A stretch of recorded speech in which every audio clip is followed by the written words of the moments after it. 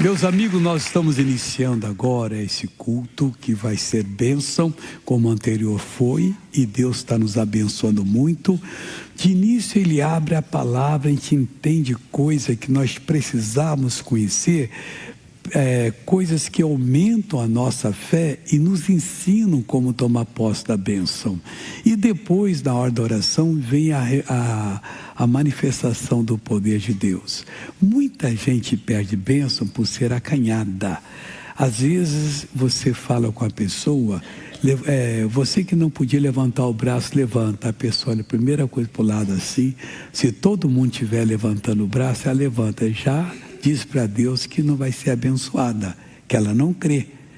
A gente não importa quem está do nosso lado, irmão. É como se nós estivéssemos no hospital, está uma crise tremenda, está fila no corredor, e o doutor vai dar um remedinho ali. Eu quero, dá aqui para mim agora. Se não você esperar ao final, aí ele dá, você toma, doutor, funcionou. Pode dar para todo mundo aí. É desse jeito que fazemos com a palavra de Deus. A gente fica meio tímido, deixa para depois, não crê, e depois, mas eu não recebi a minha bênção. Também pudera, você não agiu segundo aquilo que diz a palavra do Senhor Deus. E hoje vai ser bênção completa em nome de Cristo. Lembrando que nesse próximo domingo vai ter aqui sábado e domingo o pastor Jaime vai fazer, que eu estou fora do país, nesses dias de Semana Santa. Sábado, geralmente é o dia de malhar o Judas. Mas, coitado, deixa o Judas para lá. Nós vamos malhar o demônio que causa doença em você. E como é que malha ele? Com a autoridade de Deus, irmão. Em nome de Jesus, está amarrado e tem que sair. Agora, a Bíblia diz o seguinte: se você se mostra frouxo no dia da angústia, na hora do problema, a sua força é pequena. Presta atenção, você mostra um pouquinho mais corajoso, ela vai aumentando. E se você se mostra todo corajoso, todo o poder está à sua disposição. Então hoje é dia de você crer, deixar Deus abençoar. Deus está usando a mim, o pastor Jaime, de um modo poderoso em nome de Jesus. Mas no outro final de semana eu já estarei com vocês, que é a preparação da Santa Ceia no mês de maio. Aí o mês de maio é Santa Ceia, dia 13 e 14. E vai ser muito abençoada. E nós vamos em seguida eu vou lá para Romênia pregar o Evangelho. Pastor já ficava com vocês mais um fim de semana depois, que vai ser o dia 20 e 21, e eu volto no 27 e 28 para trazer para vocês aquela bênção, a reportagem do que Deus fez por lá. Eu tive lá uns 4, 5 anos, não lembro bem, mas Deus operou bastante, hein? Os auditórios hiperlotados. Então vamos preparados para sermos usados por Deus em nome do Senhor Jesus. Vejam a palavra bonita que o profeta Isaías escreveu. Ele é considerado o profeta messiânico, porque ele 700 anos antes de Jesus nascer, ele falou tudo o que ia fazer em nome de Jesus. Estão falando comigo que a Santa Ceia agora não é de maio, não, é de abril. É verdade. Mas eu vou para a Europa em abril mesmo. É o dia 12 que eu vou para a Europa, não é dia 14. Mas maio também já estão preparados lá para o dia 14, ou o dia que Deus mandar, pronto. Dia 14 não, dia 14 é antes, porque dia 10, não, dia 14 é aniversário da Dona Madalena. Não é isso? Olha, senhor, como é que diz aquele ditado do bondinho antigamente? Veja ilustre passageiro que belo tipo faceiro sorteia ao seu lado. E no entanto, acredite, quase morreu de bronquite, salvou um creusotado, não, foi Jesus que salvou. Vamos dar a glória a Jesus. Mas não teve nada de bronquite, não. Essa é uma brincadeira que tinha, né? Subia a maioria não conhecia o bonde, a gente subia no bonde e ficava lendo lá, mas não mudava também. Era preto e branco o anúncio, mas tudo bem. Agora, o Isaías 32, esse profeta messiânico, ele diz o seguinte: reinará um rei com justiça. Preste atenção, está falando de Jesus. Jesus não pratica injustiça. Se você não crê, não pode lhe abençoar. Porque está determinado pelo Senhor Deus que a pessoa iria dar ouvido à sua palavra e iria receber a fé. Com a fé ela iria orar e iria crer. Se Deus mudar agora, aconteceu alguma coisa com ele. Não acontece. Ele diz lá em Malaquias: eu, o Senhor, não mudo. Então, o que você vê na Bíblia, que foi escrito no início da Bíblia, 3.500 anos mais ou menos, foi escrito o livro de Jó. Foi o livro mais antigo. Aquilo ali é verdade. É para o dia de hoje. Deus não muda um centavo, não muda uma vírgula. Deus não muda nem um soprozinho, não. É aquilo que Ele faz.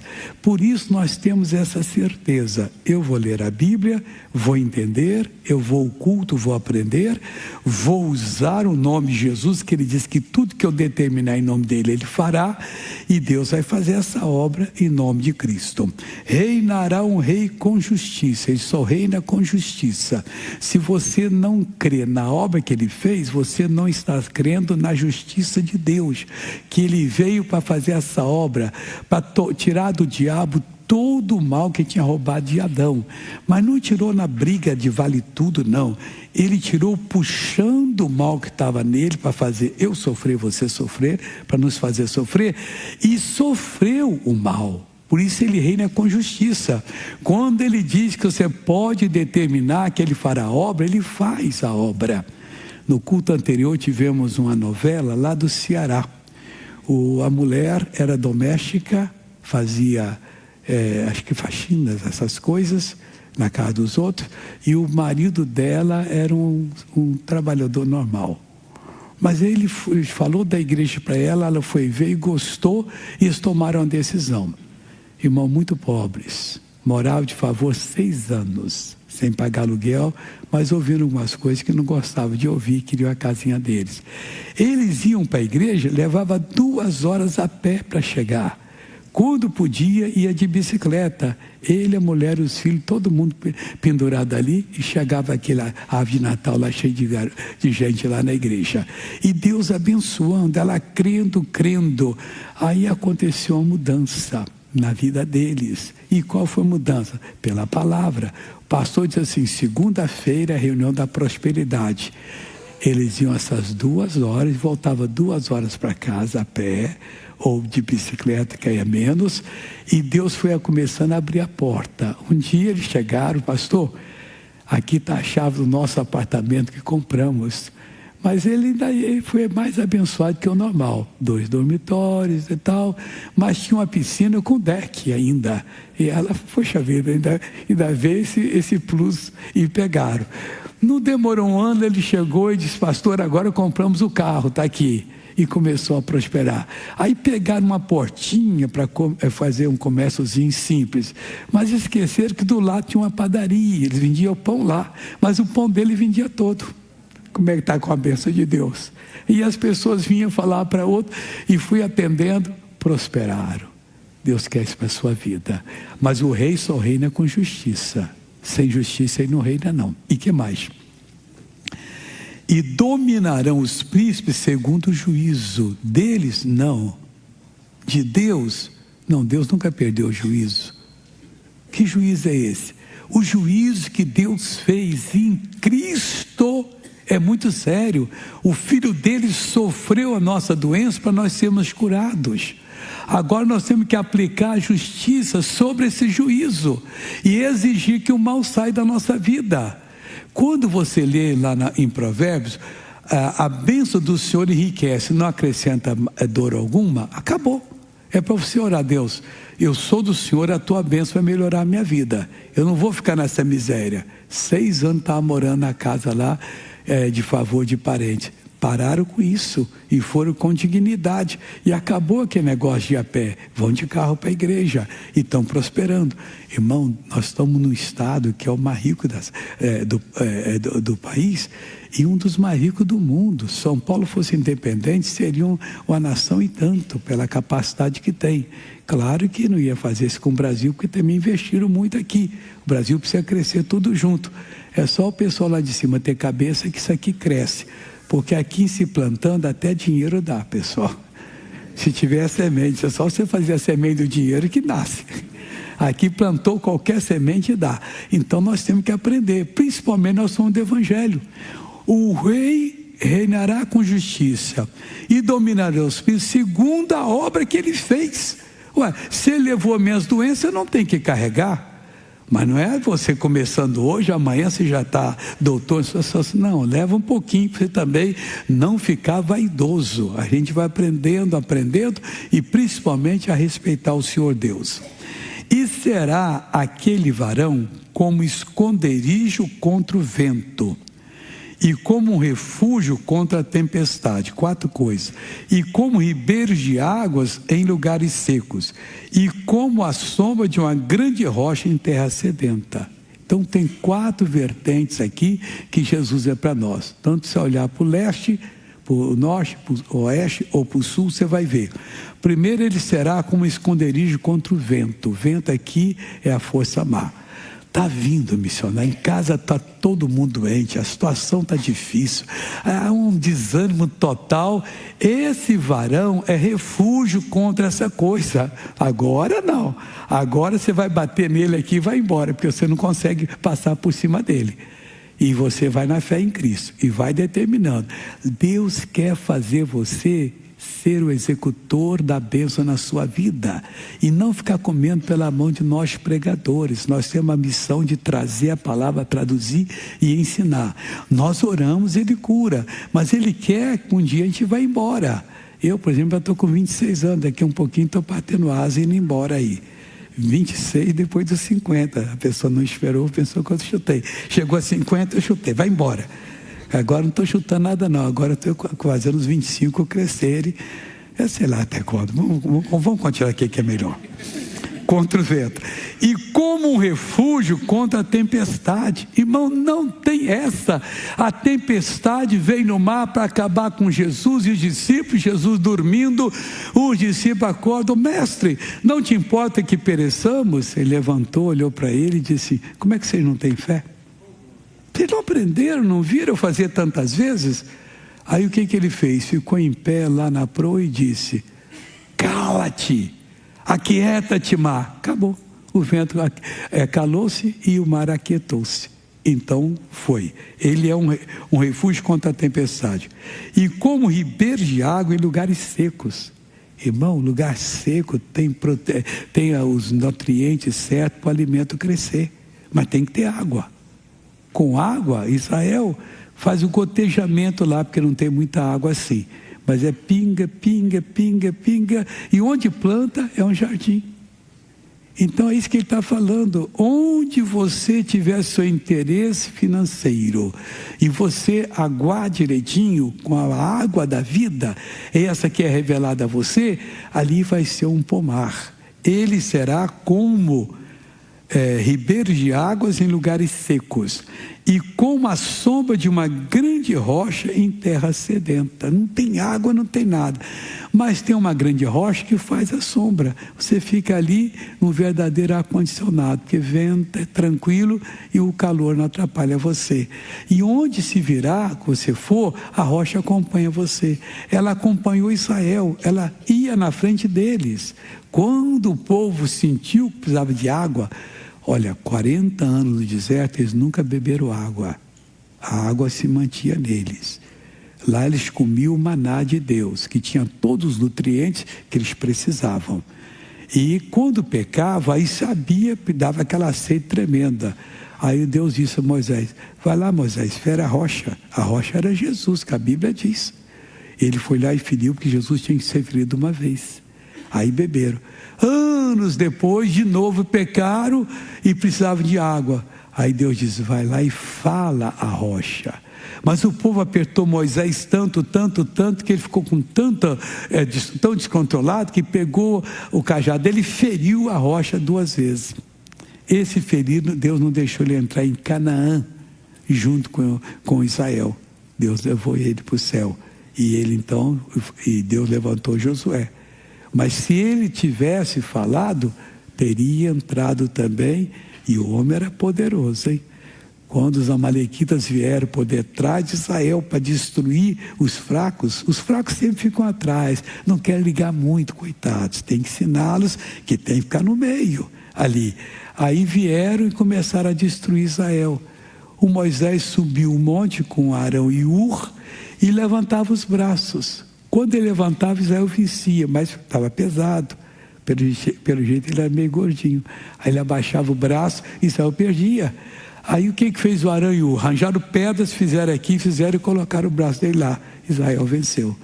Quando o homem de Deus, o pastor da igreja, está de mãos levantadas para o céu, está em consagração, Deus faz a obra. Amém? O Acabe, rei de Israel, estava implantando a feitiçaria na terra do povo de Deus, ele e a mulher dele, a rainha Jezabel, e ela sustentava 400 profetas de Azerá, que era o poste ídolo, e o Acabe sustentava 450 de Baal. Baal em hebraico é Senhor, mas o Senhor minúsculo. Jeová é o Senhor maiúsculo. Jeová é o Senhor da santidade, Baal da promiscuidade. A coisa era séria. Aí o que ocorreu lá naquele tempo? O Senhor Deus, o Baal, o Acabe e a mulher dele estavam matando os profetas de Deus. Elias até pensou que matou todo mundo. Ele não era profeta.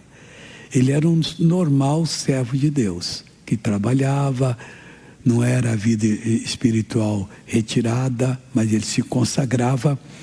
E aí o Senhor Deus disse: você vai se apresentar ao Acabe e vai repreendê-lo. E ele então sentiu e procurou uma audiência com o rei e conseguiu, apesar de ser uma pessoa normal. Quando ele chegou lá, foi falar com o rei, começou a repreender: você está errado. Essa terra que Deus deu para nós, e ele disse que nós vamos pagar um preço caro, e você inventou esse negócio de Deus Baal aí da promiscuidade. O troço era tão sujo que se um homem cometesse um pecado, o sacerdote Baal dizia: pega uma virgem, vai para debaixo de uma árvore e tem uma conjunção com ela. Aí você está perdoado. E todo mundo queria ir para o templo de Baal, essa sujeirada toda. E o Elias falou sério com ele. Ele deve ter: o que você acha que eu sou? Você vai saber quem eu sou. Você não quer me ouvir? Aí o Acabe pensou que Elias era biruta. A partir de agora, só vai chover aqui quando eu mandar. Segundo a minha palavra, nem orvalho vai haver. O Acabe riu, né? Já tem tanto louco, tem que ouvir esse louco.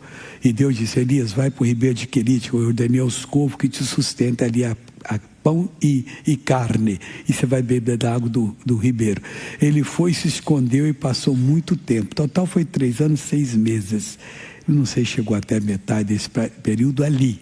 Aí a água do ribeiro secou. Aí Deus disse para ele assim: agora você vai a Sarepta de Sidom, que eu ordenei uma mulher viúva que te sustente. E deve ter falado com ela a mesma coisa: está vindo aí um profeta que eu estou mandando, ele vai sustentar você. Deus sabe fazer a coisa. Quando Elias chegou, e deve ter sido difícil, porque ele era procurado como inimigo público número 1. Então ele só podia viajar de noite, longe de casa, senão os cachorros denunciariam que ele estava por ali. E foi, quando ele chegou em Sarepta de Sidom, que já era Líbano, ele viu uma viúva e Deus disse: é essa que vai te sustentar. Mas senhor, a mulher está catando cavaco ali, graveto para fazer uma comida. E aí ela olhou assim, viu, esse é o profeta. Aí ela deve ter cumprimentado ela e disse: senhora, só podia me arranjar um pouco d'água? Olha, ela estava catando graveto, ela não carregava uma garrafa térmica com ela, um cantil? Aí ela foi: um momentinho que eu pegar água para o senhor. E foi.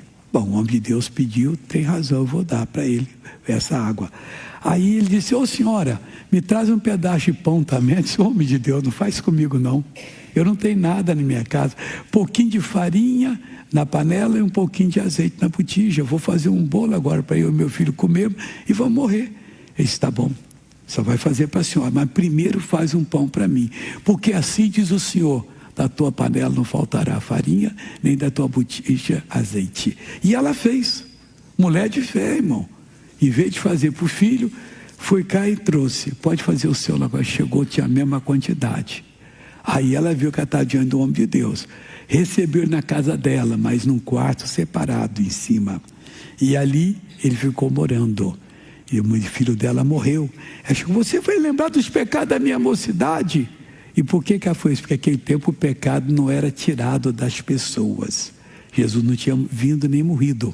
Ele era o sangue de animais cobria o pecado, mas a pessoa tinha a sensação que tinha pecado. Hoje é diferente.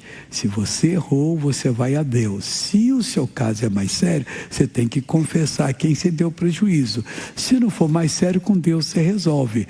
E uma vez perdoado, nunca mais Deus vai lhe cobrar aquele pecado. Você é purificado de qualquer erro que você fez. Aí ela foi, falou isso para Elias. E o filho dela morreu. Elias, me dá o seu garoto. Jogou nas costas, subiu lá, colocou na cama dele e 3 vezes ele deitou em cima dele. E o garoto então voltou a si. Voltou à vida. E ele orou a Deus. Ele devolveu. A mulher disse assim, agora eu sei que você é um homem de Deus. Ué, mas ele não tinha multiplicado farinha, mas para ela não era o bastante. Teve que acontecer aquele caso para ela saber que tinha um profeta em casa verdadeiramente, um homem santo que estava ali para ajudar. E foi. Aí Deus disse para ele, agora acabou aqui, você vai se apresentar ao Acabe. E Elias saiu para apresentar. Quando ele está andando, capítulo 18, 1 Reis, versículo 7. Estando, pois, Obadias, que era o mordomo de Acabe, já em caminho, porque o rei tinha mandado, eis que Elias o encontrou, e conhecendo ele, prostou-se sobre o seu rosto e disse, és tu, meu senhor Elias? E disse ele, eu sou. Vai, dize a teu senhor, que era o Acabe, eis que aqui está Elias. Aí ele disse, mas o que é isso? Em que eu pequei? Olha, o rei vai me matar. Não, eu vou ficar aqui. Mas você sabe, o Espírito de Deus pode pegar você e levar para um lugar. Eu chego aqui, pensando que eu brinquei com ele, te dou a minha palavra, vai falar com esse rei. E o rei veio. Quando o rei viu Elias, versículo 17, 1 Reis 18, eu estou só pegando os versículos, que o tempo não dá para falar tudo. E sucedeu que, vendo Acabe, Elias disse-lhe, és tu o perturbador de Israel? Olha que tem dignidade, como é que fala com os outros. Então disse ele, eu não tenho perturbado a Israel, mas tu e a casa de teu pai, porque deixaste os mandamentos do Senhor e seguiste os Baalins. Agora, pois, dando ordem ao rei, envia junto a mim todo Israel no Monte Carmelo. Junta todo mundo lá. Como também os 450 profetas de Baal, os 400 profetas de Azerá, que comem da mesa de Jezabel. Então enviou Acabe os mensageiros a todos os filhos de Israel e ajuntou os profetas no Monte Carmelo. Então Elias se chegou a todo o povo e disse, até quando cocheareis entre dois pensamentos? Se o Senhor é Deus, segui-o. E se Baal, seguiu. E se Baal, seguiu. Porém o povo não lhe respondeu nada, o povo estava em dúvida. E aqui agora eu paro para terminar essa história no próximo culto. O que aconteceu?